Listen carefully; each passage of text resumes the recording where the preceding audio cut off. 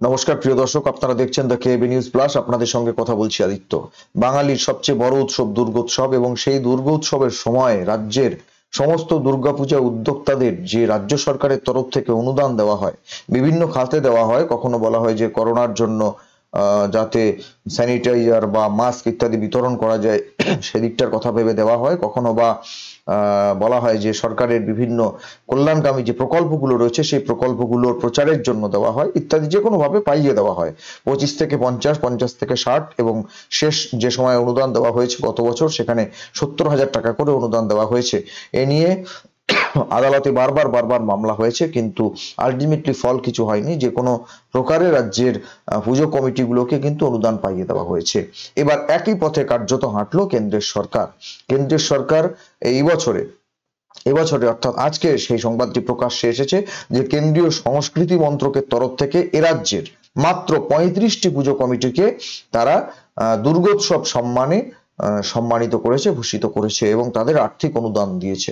কত করে অনুদান? না, 35টা ক্লাবের মধ্যে 25টা ক্লাবকে 50,000 টাকা করে দেওয়া হয়েছে, এবং 10টা ক্লাবকে 1 লক্ষ টাকা করে দুর্গাপূজা অনুদান বাবদ পাইয়ে দেওয়া হয়েছে।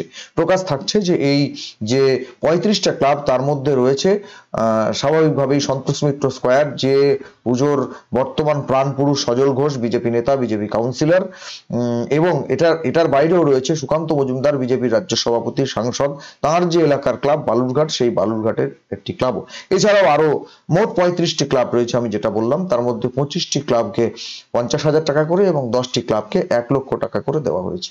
ব্যাস, যথারীতি এই খবর আজকে ঘোষিত হবার সঙ্গে সঙ্গেই তৃণমূল কংগ্রেসের পক্ষ থেকেও পাল্টা একটা বিবৃতি দেওয়া হয়েছে, পাল্টা একটা বক্তব্য তাদের পক্ষ থেকে উঠে এসেছে। তারা তো 1 নম্বর বলছে যে বিজেপি বা কেন্দ্রের সরকার এ রাজ্যের মাননীয় মুখ্যমন্ত্রী মমতা বন্দ্যোপাধ্যায়কে নকল করছেন, অর্থাৎ মমতা বন্দ্যোপাধ্যায়ের প্রত্যেকটা কাজে তারা বাধা সৃষ্টি করবে, এবং কিন্তু তাদের মমতা বন্দ্যোপাধ্যায়কে অনুসরণ করে চলবে। উদাহরণস্বরূপ যেটা বলা যায় সেটা হচ্ছে যে যখন এ রাজ্যে ওই 500 টাকার লক্ষ্মীর ভান্ডার, 1000 টাকার লক্ষ্মীর ভান্ডার চালু হলো, তখন বিজেপির পক্ষ থেকে কিন্তু বারবার বলা হয়েছে, সাম্প্রতিক সময়ে বলা হয়েছে যে বাংলার মা বোনেদের ভিক্ষার ঝুলি হাতে ভিক্ষার লাইনে দাঁড় করিয়ে দেওয়া হয়েছে, ভিখিরির লাইনে দাঁড় করিয়ে দেওয়া হয়েছে বলেছে। কিন্তু সাম্প্রতিক সময় আমরা মধ্যপ্রদেশ বলুন বা অন্যান্য কয়েকটি রাজ্যের নির্বাচনের ক্ষেত্রেও আমরা দেখেছি বা বলতে শুনেছি, বা তাদের যে কর্মসূচি তার মধ্যে কিন্তু তারা গ্রহণ করেছে যে লাডলি বেহানা, মধ্যপ্রদেশের ক্ষেত্রে আমরা দেখেছি। সুতরাং সেখানে টাকার পরিমাণটা একটু বেশি, কিন্তু প্রকল্পটা প্রায় একই রকমের। সুতরাং এই একই রেফারেন্স টেনে এখানেও বলবার চেষ্টা করা হচ্ছে তৃণমূল কংগ্রেসের তরফ থেকে, তাদের মুখপাত্র কুণাল ঘোষের তরফ থেকে, যে যেহেতু মমতা বন্দ্যোপাধ্যায় এখানে দুর্গাপুজো কমিটিগুলোকে অনুদান দেন, সুতরাং সেই পথ অনুসরণ করে কেন্দ্র সরকার এখানে অনুদান চালু করলো। কিন্তু প্রশ্ন উঠছে, মাত্র 35টা ক্লাবকে কেন?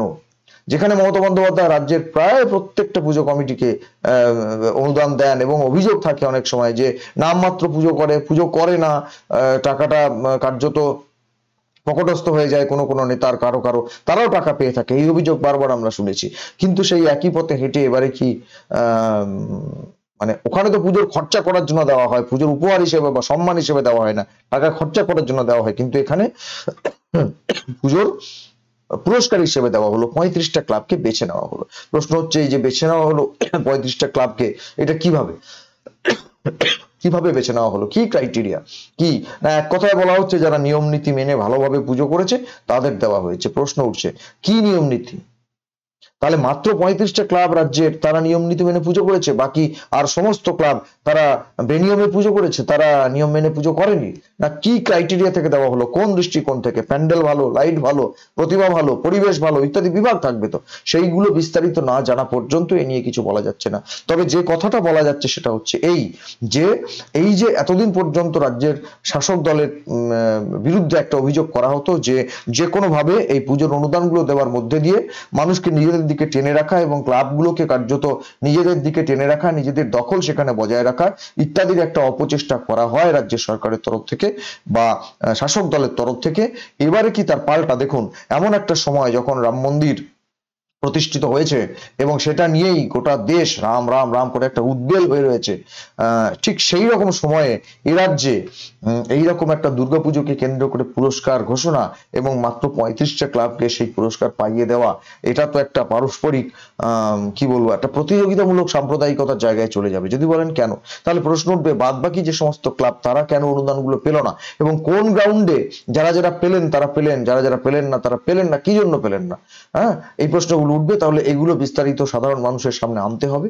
আদারওয়াইজ নিজেদের মধ্যে অর্থাৎ যারা দুর্গাপুজো উদ্যোক্তা তাদের মধ্যে একটা লড়াই লাগিয়ে দেওয়ার চেষ্টা, এবং তৃণমূল কংগ্রেস এই সময় কার্যত বলবার সুযোগ পেয়ে যাবে যে দেখুন আপনাদের মধ্যেও একটা বিভাজন করে দেওয়ার চেষ্টা করা হয়েছে। যারা বিজেপি করে, যারা বিজেপি সংগঠন করে সেই সমস্ত ক্লাবকে টাকা পাইয়ে দেওয়ার চেষ্টা করা হয়েছে, বাকি আপনাদের সবাইকে বঞ্চিত করা হয়েছে। তাহলে একটা পারস্পরিক একটা বিভাজনের একটা ক্ষেত্র প্রস্তুত করে দিল নাকি কেন্দ্রীয় সরকার? প্রশ্নটা হচ্ছে এইখানটায়। এই জিনিসটা দুর্গাপুজো হয়ে গেছে কবে, এতদিন পর তারা ঘোষণা করলেন পুরস্কার, আরো পরে হয়তো করতে পারতেন। এখন লোকসভা ভোটের ঢাকে কাঠি পড়তে চলেছে এবং এই নিয়ে একটা চারিদিকে একটা সনাতনী জাগরণ হিন্দু জাগরণ একটা আবহ গোটা দেশ জুড়ে রয়েছে, এই রাজ্য তো রয়েইছে। শুভেন্দু অধিকারী, প্রত্যেকটা শুভেন্দু অধিকারী কেন, সমস্ত বিজেপির নেতারা তারা গতকালই আপনাদের আমি প্রতিবেদন করে দেখিয়েছি যে দিনহাটাতে উদয়ন গুহ রাজ্যের উত্তরবঙ্গ উন্নয়ন মন্ত্রী, তিনি ভগবান রামচন্দ্রকে নিয়ে কি ধরনের একটা যে মদের বোতল, সেই রামের বোতল মদের বোতল তার সঙ্গে তুলনা করে একটা বক্তব্য রেখেছেন। ভগবান রামচন্দ্রের চেহারা নিয়ে একটা কুৎসিত মন্তব্য করেছেন, তিনি একটা মেরুকরণের চেষ্টা করেছেন। আর আজকে যখন এইরকম পুরস্কার ঘোষণা করা হলো তখন তো তারা আরো বলবার সুযোগ পাবে। তখন বলবে দেখো যারা যারা বিজেপি করে, যে সমস্ত ক্লাব বিজেপি করে তারা টাকা পেয়েছে, কিন্তু মমতা বন্দ্যোপাধ্যায় রাজ্যের সমস্ত ক্লাবকে কিন্তু টাকা দেন। এই যে একটা পারস্পরিক বক্তব্য চলে আসবে সাধারণ মানুষের সামনে, এর জের কিন্তু আগামী নির্বাচন পর্যন্ত চলবে। এবং এই যে উৎসবকে কেন্দ্র করে, ধর্মীয় উৎসব, একটা সম্প্রদায়ের ধর্মীয় উৎসব, তাকে কেন্দ্র করে যে কেন্দ্র রাজ্য টানাটানি এবং তাকে কেন্দ্র করে কেন্দ্রীয় শাসক দল এবং রাজ্যের শাসক দল, সর্বোপরি সাধারণ মানুষের মধ্যে একটা বিভাজন এবং তাদের মধ্যে একটা দড়ি টানাটানি চেষ্টা করা হচ্ছে।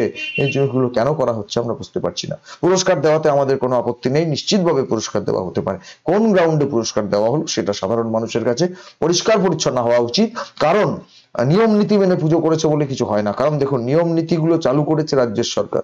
ফায়ার ব্রিগেডের পারমিশন নিতে হবে, বিদ্যুৎ দপ্তরের পারমিশন নিতে হবে, এইভাবে পরিবেশ রক্ষা করতে হবে, প্যান্ডেলে মমতা বন্দ্যোপাধ্যায়ের ছবি সম্বলিত ধন্যবাদ জ্ঞাপন সেগুলো লাগাতে হবে, সরকারি প্রকল্পের বিজ্ঞাপনগুলো দিতে হবে।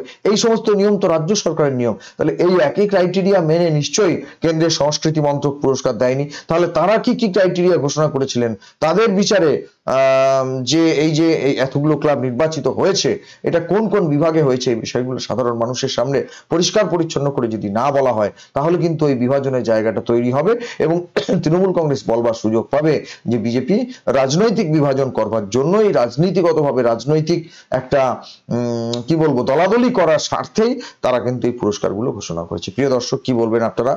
আর আরো একটা কথা বলে রাখতে হবে, সেটা হচ্ছে এই যে মমতা বন্দ্যোপাধ্যায়ের তরফ থেকে যে দাবিটা প্রায় করা হয় যে বাঙালির দুর্গাপুজো বাংলার শ্রেষ্ঠ উৎসব, ইউনেস্কোতে সম্মান পেয়েছে। হ্যাঁ, কথাটা ঠিক, নিশ্চয়ই সম্মান পেয়েছে, কিন্তু সেটা মাননীয় মুখ্যমন্ত্রী মমতা বন্দ্যোপাধ্যায়ের জন্য কিন্তু পায়নি।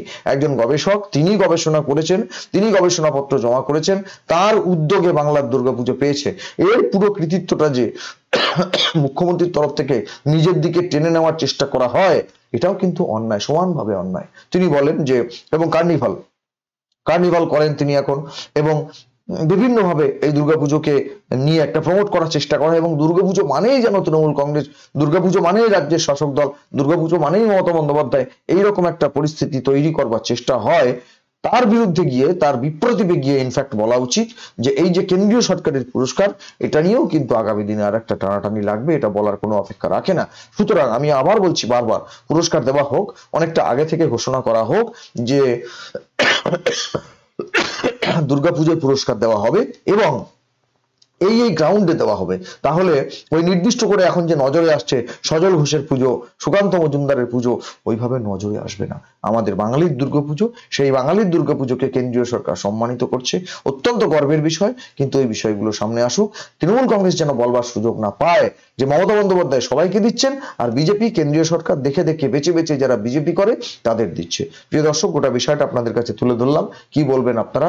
আপনাদের মূল্যবান মতামত কমেন্ট বক্সে কমেন্ট করে জানাবেন। নজর রাখবেন আমাদের প্রত্যেকটা প্রতিবেদনে। দেখা হবে পরের প্রতিবেদন নিয়ে খুব তাড়াতাড়ি। চ্যানেলটা ভালো লাগলে সাবস্ক্রাইব করুন, আমাদের এই প্রতিবেদনটি শেয়ার করুন, ছড়িয়ে দিন আমাদের এই বার্তা সমাজের দিক দিগন্তরে। ধন্যবাদ।